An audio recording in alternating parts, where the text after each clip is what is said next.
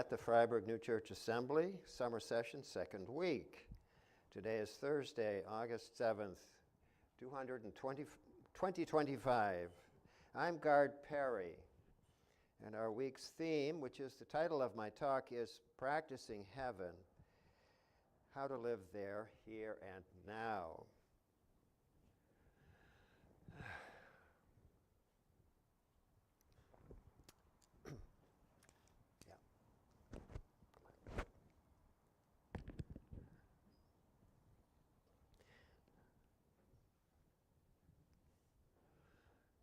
Were I to begin my talk, the way I really would want to begin it, I would begin as Ram Dass began his.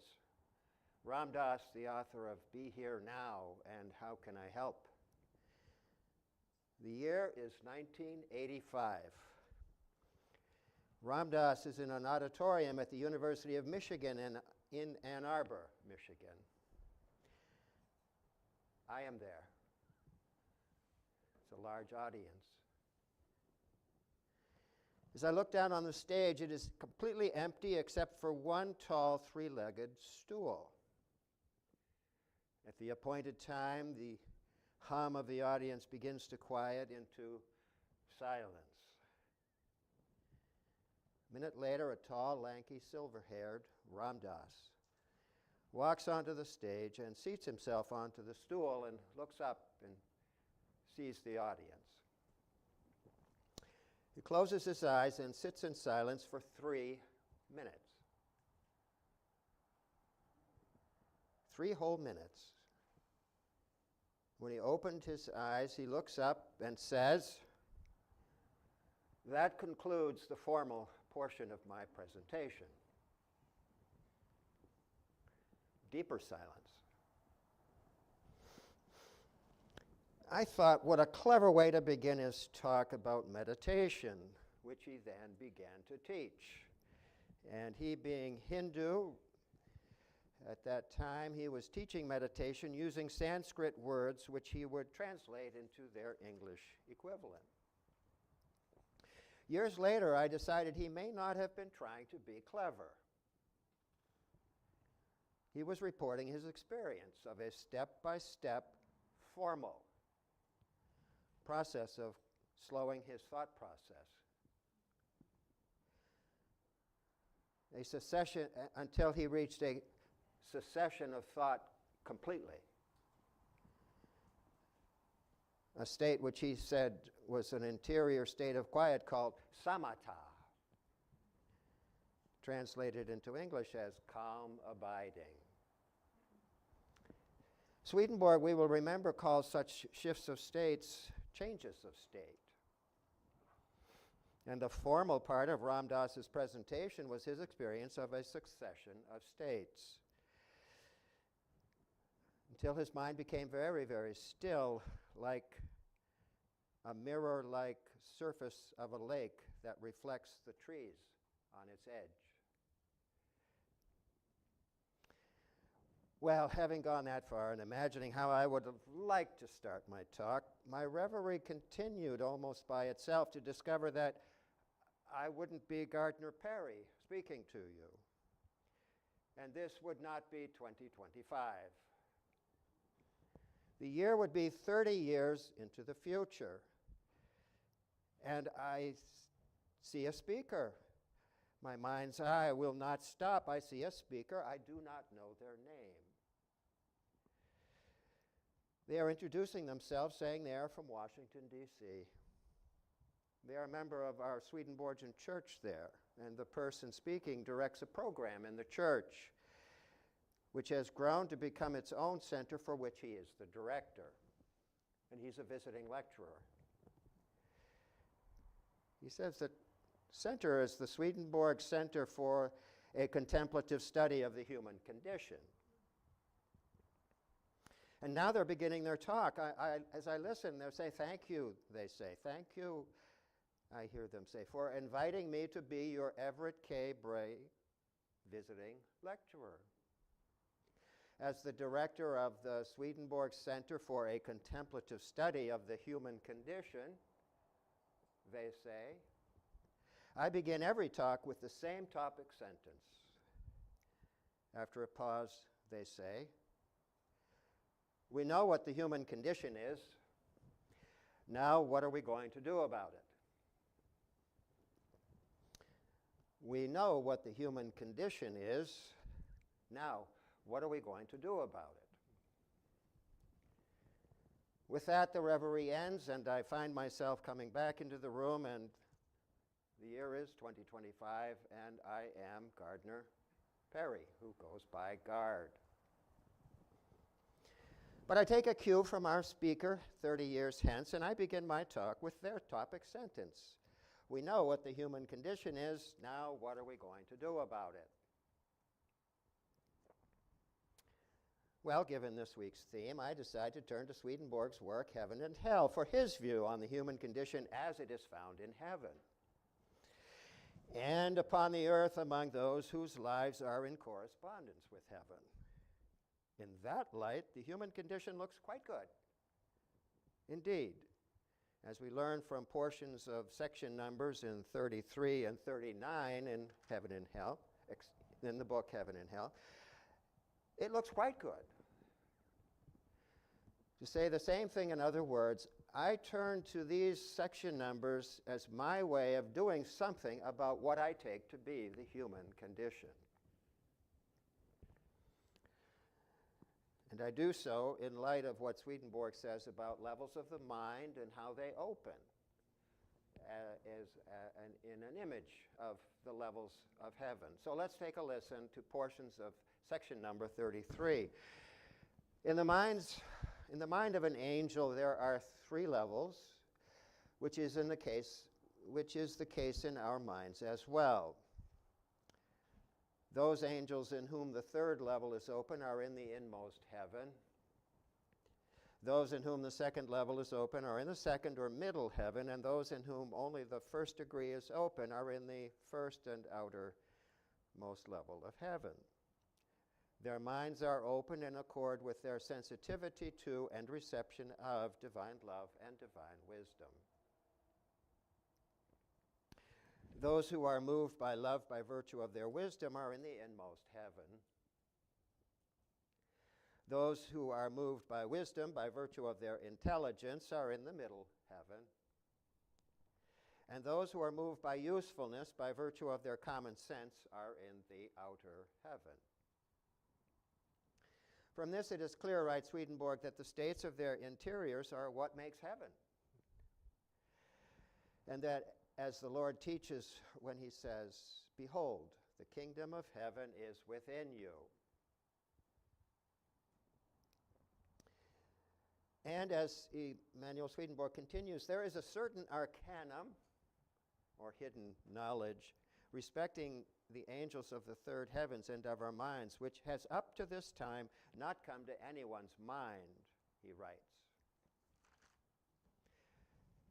In every angel and in every human being, there is an inmost level, also called degree.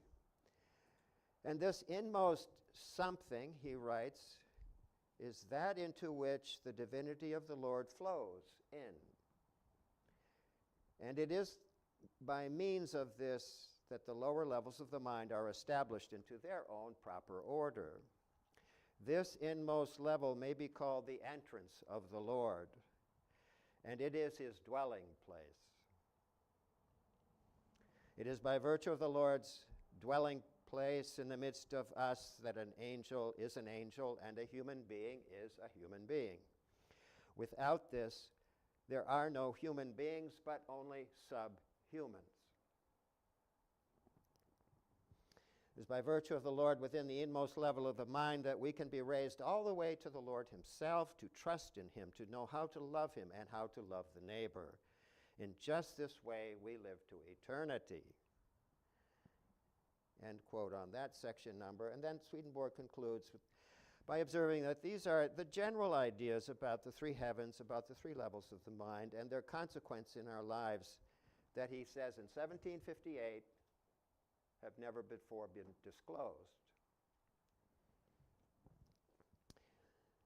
So with that, I I observe, as I mentioned previously, that it is in the light of heaven and our potential correspondence with it, that I look to the state of the human condition, and in that light, it is indeed very, very good.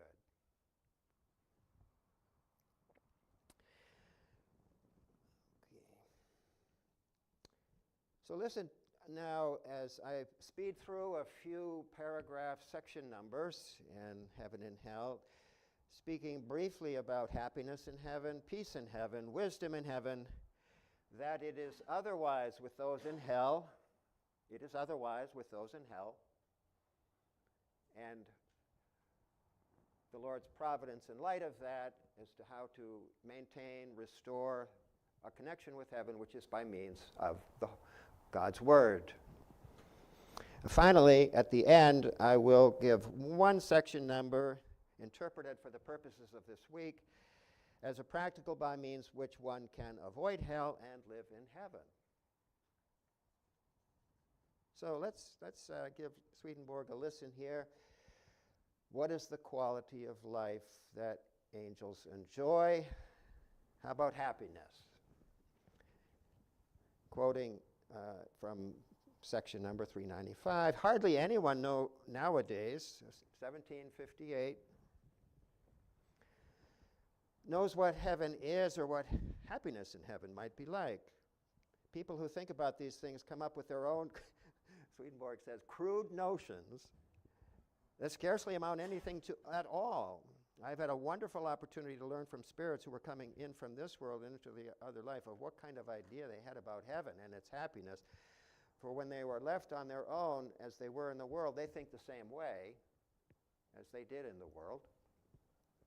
The reason they do not know about heavenly joy is that people base their judgments on their external natural personality and experience in the world. They do not know that there is an interior person, spiritual person. So they do not know what that person's pleasure and blessedness might be. So even if they were told what happiness in heaven is like and how it feels, they would not be able to grasp it right away. It would be just one more unfamiliar concept that the natural person casts aside. Nonetheless, everyone knows that one can withdraw one's attention from the outer personality and immediate experience in the world in order to attend to an interior level of one's mind. Therefore, we can know what heavenly pleasure is, and that it is an interior delight and pleasure, not merely external. This pleasure is not unlike the natural pleasure of this world, but the big difference is it is purer, finer, and moves into deeper levels. To our soul, to our spirit, which comes to mind. Moving on to the state of peace in heaven, anyone who has not experienced heaven's peace, about which we've just been speaking, I would say, right in that previous paragraph, anyone who has not experienced heaven's peace cannot know what peace is in heaven. We cannot perceive it until we become the kind of person who can raise their thoughts above what is of the external personality, or, said in the same way in the previous paragraph, withdraw their attention to the immediate surroundings, but still staying conscious, still seeing it, but just not involved in it. Taking a step back to observe what the external personality is doing and where and what. So this is not closing one's eyes, it's simply being aware and quiet. So we cannot perceive it until we become the kind of person who can withdraw their thoughts above what is happening in the external mind, to a more interior place, to be in touch with an angelic sphere, he writes. Since I, Swedenborg, have perceived heaven's peace in this way, I can describe it, but not in words really, because human words are not adequate. Using words, I can simply describe what it could be compared to, which is to that peace of mind that people have who are content in God.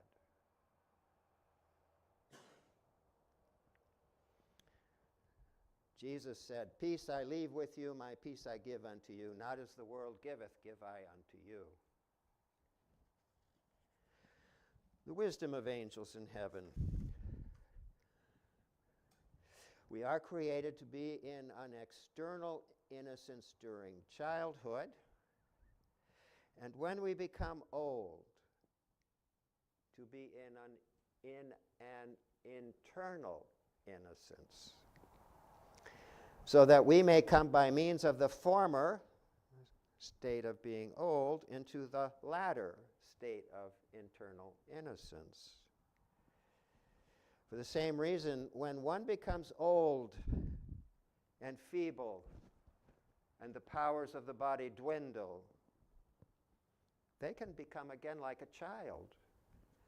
That is, like an angel. For a wise child is, in the ultimate sense, an angel. This is why in the word, a little child corresponds and signifies one who is innocent, and an old man and an old woman signifies one who is wise. There's a shift here where Swedenborg observes, it is otherwise with those who are in hell.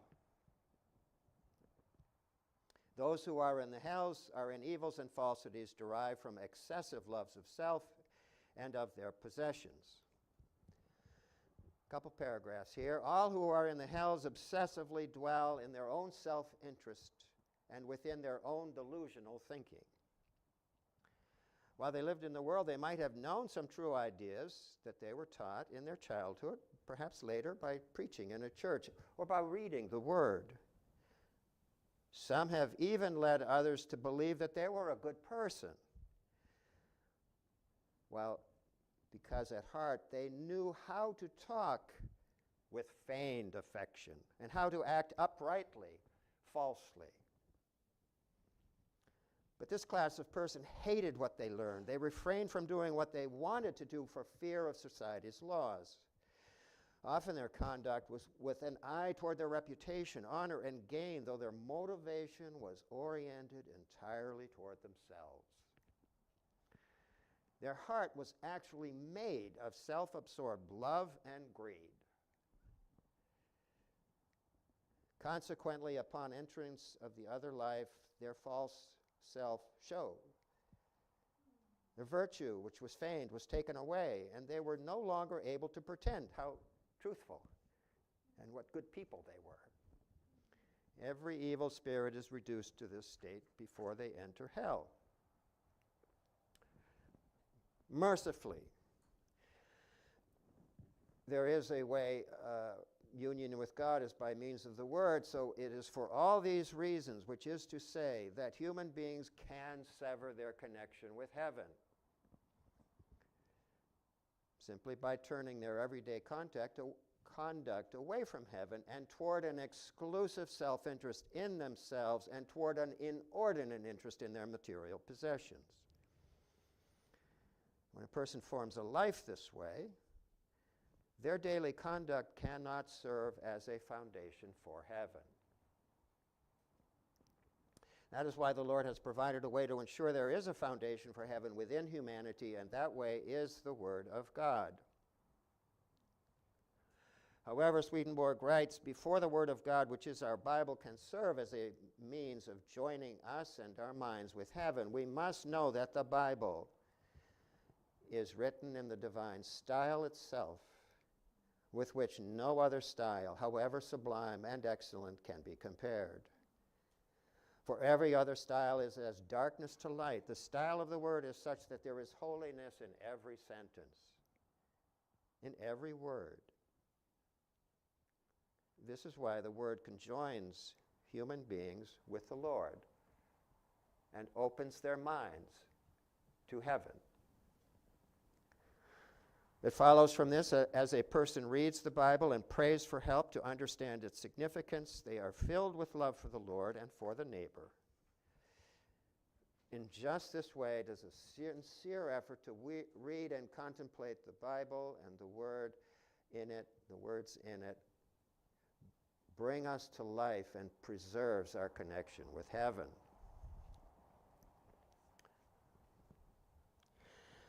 With a thank you for your attention to this point, I conclude with an example of how to help the Lord help us open the interior levels of our mind, how to practice heaven now, and how to do our best to make sure that the human condition is good, very good indeed. And I offer a interpretation of a section number from the Arcana suitable for our week's theme. Just a couple of paragraphs and it'll be your turn for discussion.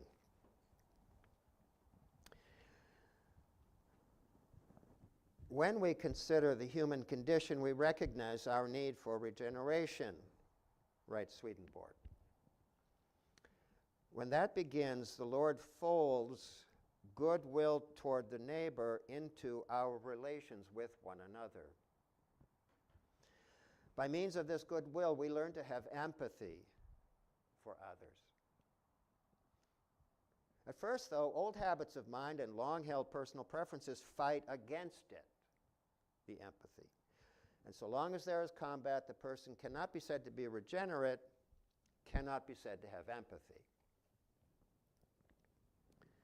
The work of regeneration lies chiefly in bringing about a correspondence between the external personality with our capacity for empathy.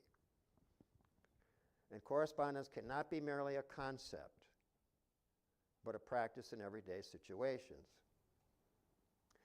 Our tendency toward self-centeredness can thereby be transformed. Then, by means of genuine empathy, the external personality comes into correspondence. And insofar as it obeys, it corresponds. And insofar it corresponds, that person is regenerate.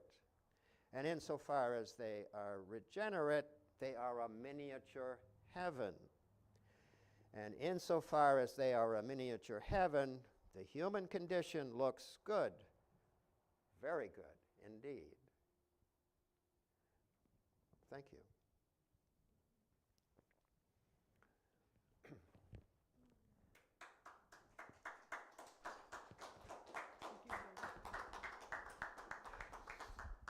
So as you're thinking of raising your hand, I do have a quick question to make it easy. Thank you for your attention. I kind of sped through that, or finished a little early, but maybe if you just take a moment just to say, okay, what did he talk about? And is there a word or a phrase, as I've asked you that and you contemplate, that comes to mind? Perhaps asking for your attention. If you're willing, you might be asked to say, okay, we'll say a few words about that. But if there's one word during this talk or one phrase that has come to mind in this question, just hold it for the moment and raise your hand. Love to hear what it is.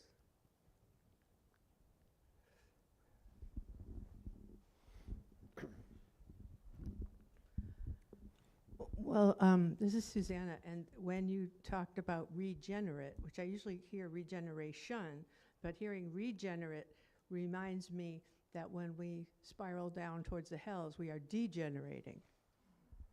And that just kind of gave me that balance of you can go up or you can go down. Your choice.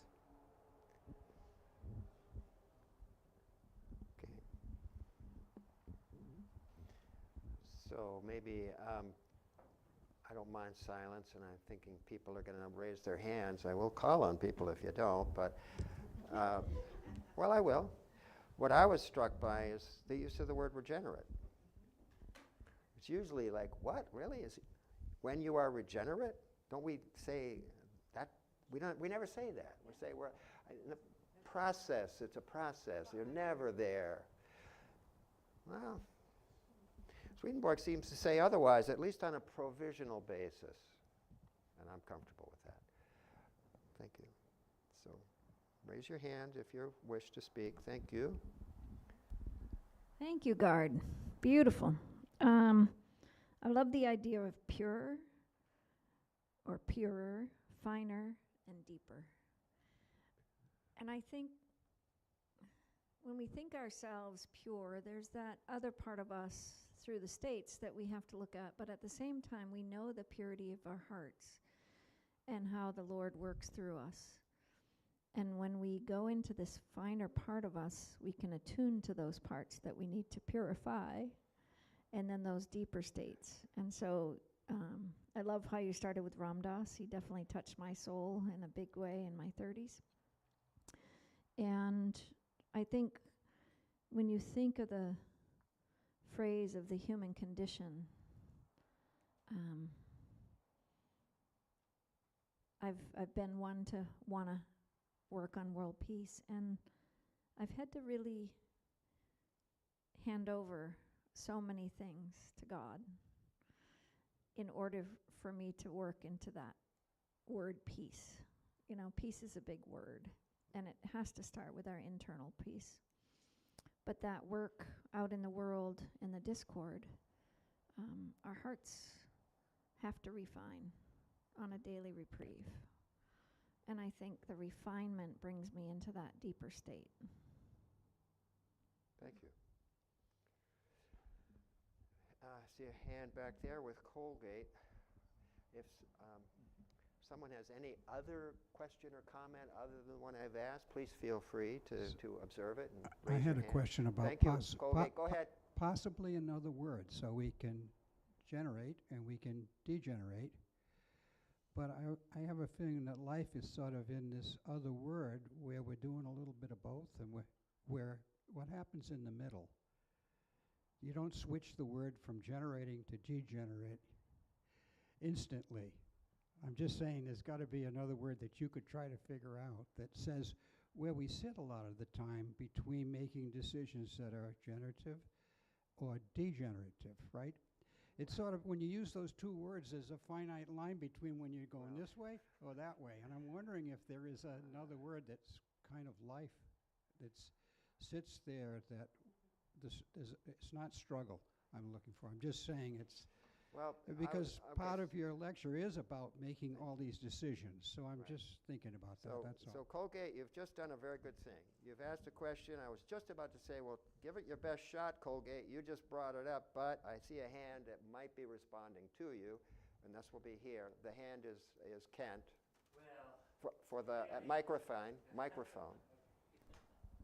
Go for it. Well, I was just going to say, for humor's sake, treading water. That's all. Just for Thank you. humor's sake. Good job. But I've also been, I don't know that you used the word itself, but hypocrisy was definitely a theme for part of it. And I wonder if I could ever get to a place where I'm not hypocritical. There's always something selfish. If I look deep enough, there's always a selfish motive mixed in with whatever I may be doing. So. Hey, wait a minute. Really? Okay, before we move along, do you have an answer to your own question there? And then I'll go back to the next person who raised their hand. Well, I guess, I've seen people who are not selfish, it's clear. And I'm not saying that everything I do is only derived from selfishness, but maybe it's like a person walking a dog. The dog is still there, and the dog is dog level, but the dog's been trained. And the dog is representing the selfish part of us, the self-interest. It's there, but it's no longer running the show, maybe. So two hands. One is Martha. Three, Denise and Bob. I'm Martha, and I'm glad that Kent, you brought that up, because I had the same feeling when he was talking, that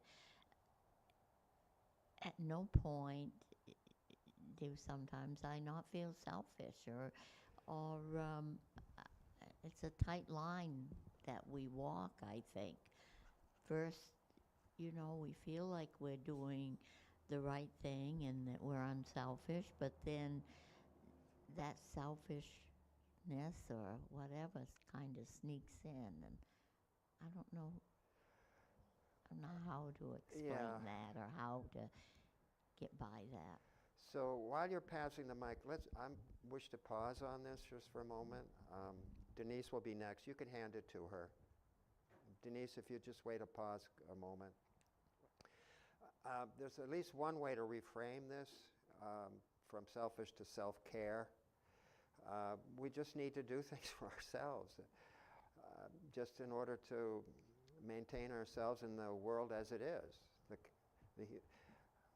We might get to what the human condition is. I obviously have a point of view on that. But to live, we do take care of ourselves, and it may feel selfish. I'm reframing this as self-care. That's very necessary, and I don't call it selfish. We're just getting ready to engage and to do things beyond ourselves, which often takes effort, and we get tired. So I've just offered that as one mediating concept of self-care to soften the harshness of what I hear in the word selfish. Thank you, Denise. Go ahead.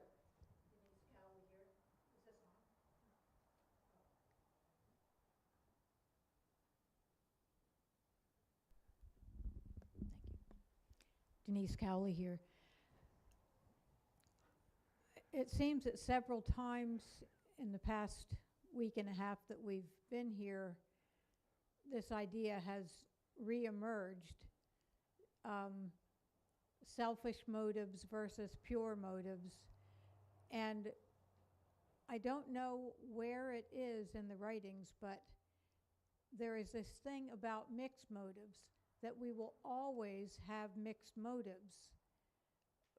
Maybe a tiny baby doesn't have mixed motives, and maybe a very old, nearly regenerate person on earth, if there is such a thing, doesn't have mixed motives. But even our highest, purest motives still have an element of worldly motive. And as we grow older and pray and turn to the Lord, hopefully our motives are moving higher and higher. But as I understand it, we will always have mixed motives. So we reach for the highest. We use, first our intellect and then maybe our love to draw out the highest motive. But there's nothing wrong with mixed motives. If you have some selfishness in your very unselfish act, that's okay. Do the act that's unselfish and recognize that your ego is always going to come up, or the proprium. I don't like to own the proprium, but Right. the proprium will always come up with a low selfish motive for everything, even if we begin with the highest, purest motive. Okay. So thank you. I'm going to respond to that one as well. Bob is next.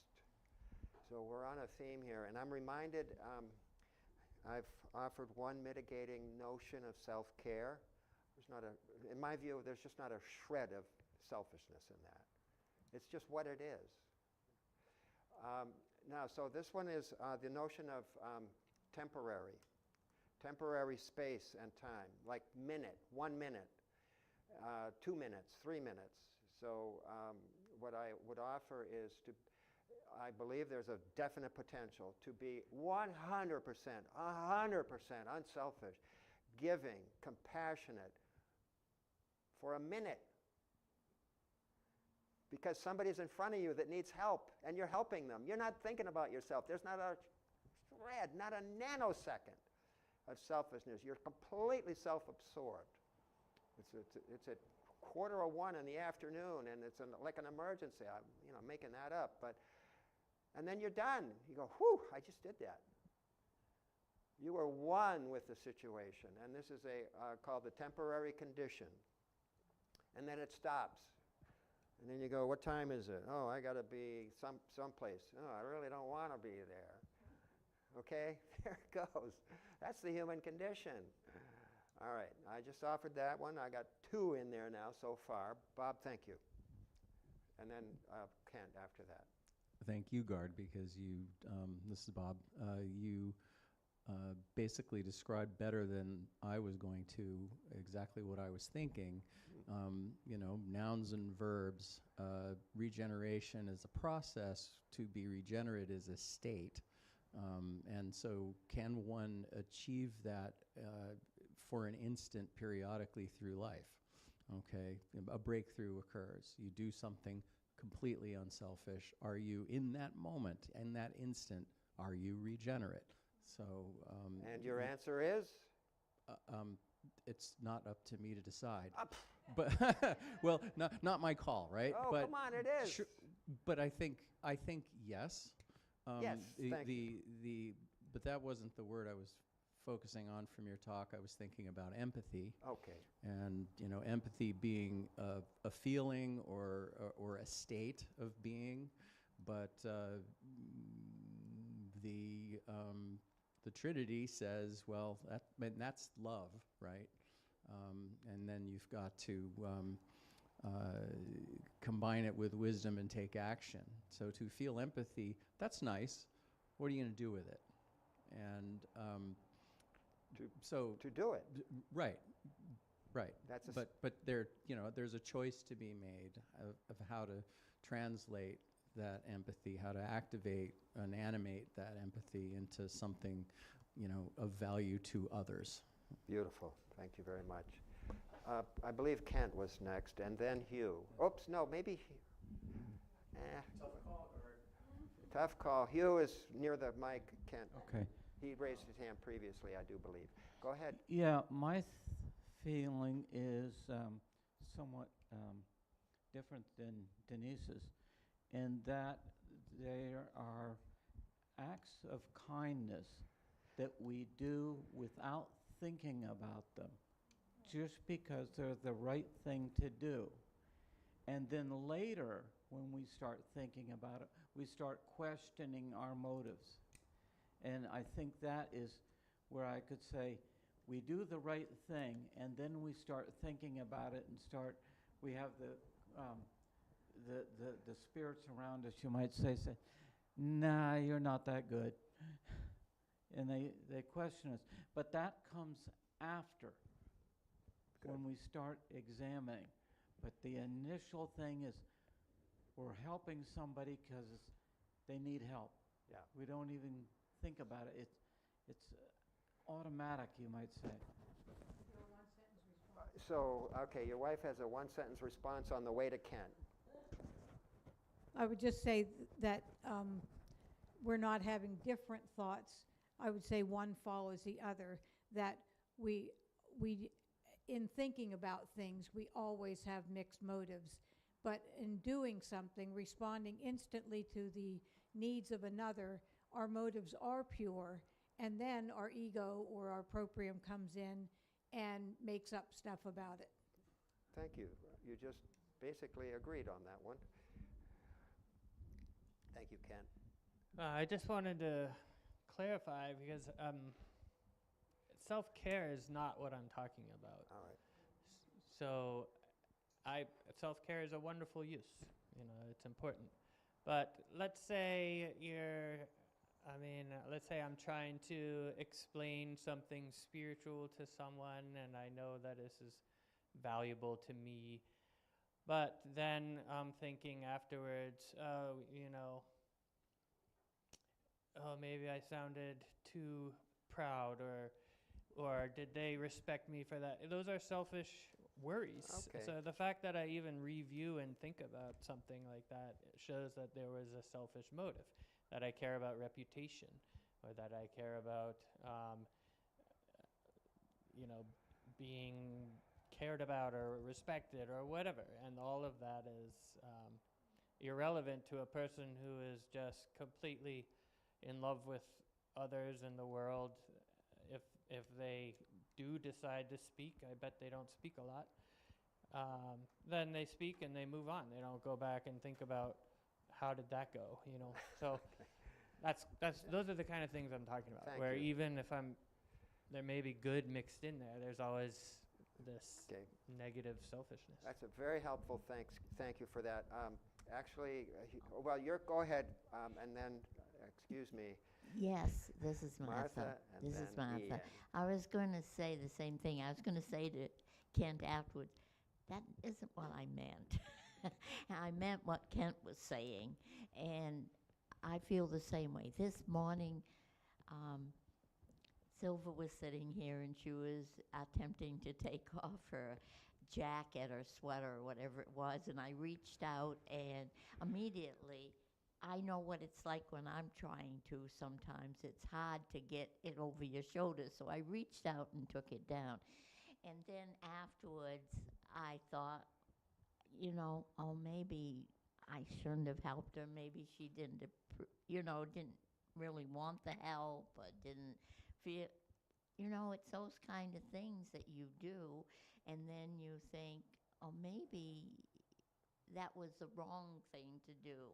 Okay, And that's kind of what I was talking about. fair enough. Well, we're on a theme. Ian may be speaking to this. Very similar. I was thinking, I think Swedenborg describes the difference between selfish actions and unselfish actions. As an unselfish action, you're satisfied for doing what was good, just from the doing it.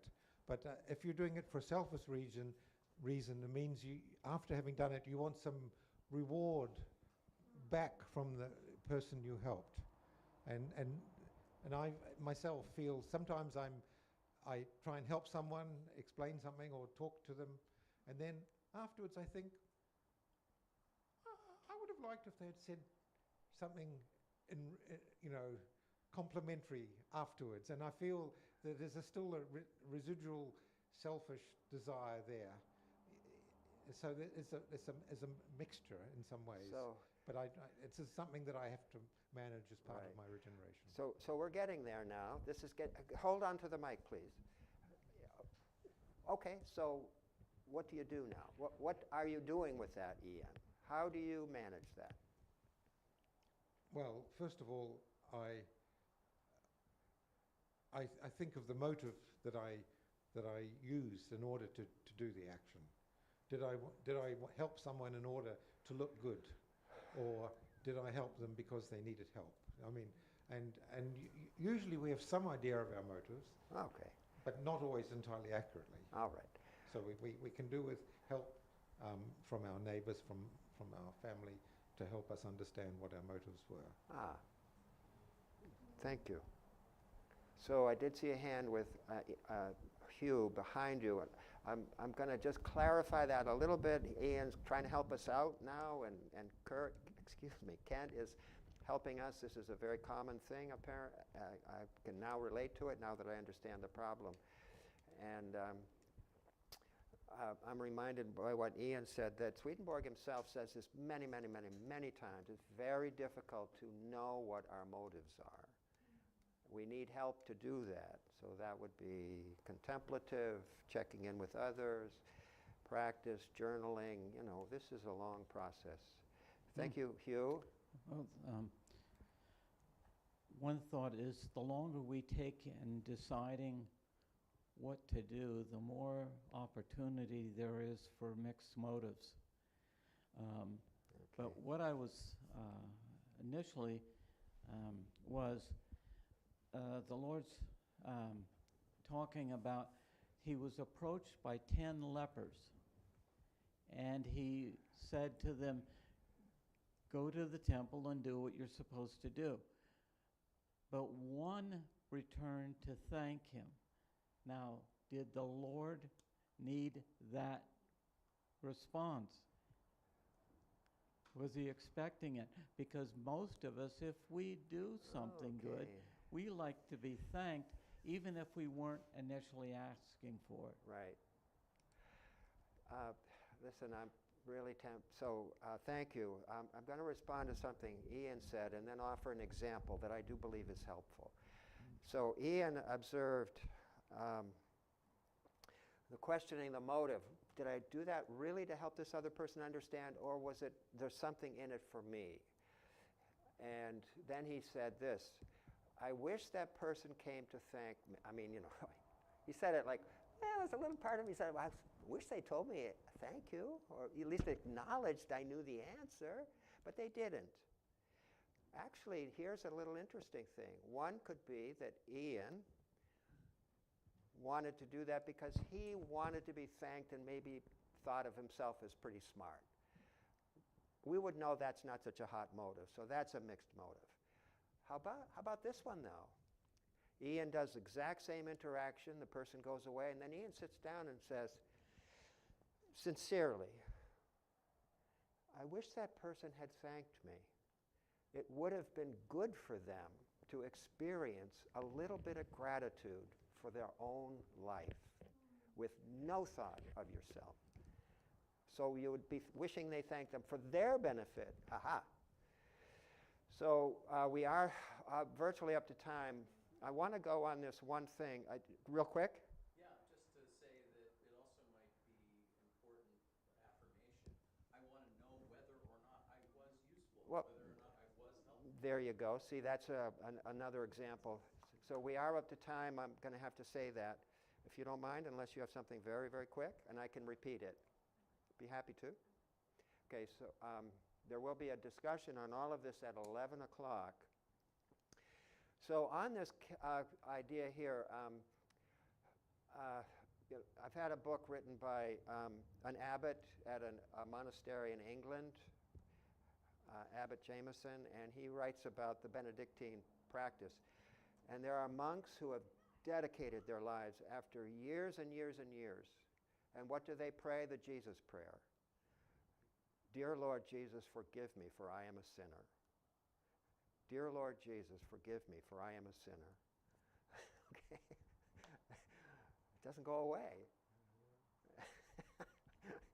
These are very high-level people.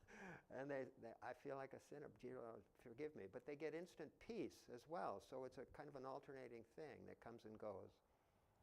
Thank you very much. We're up to time.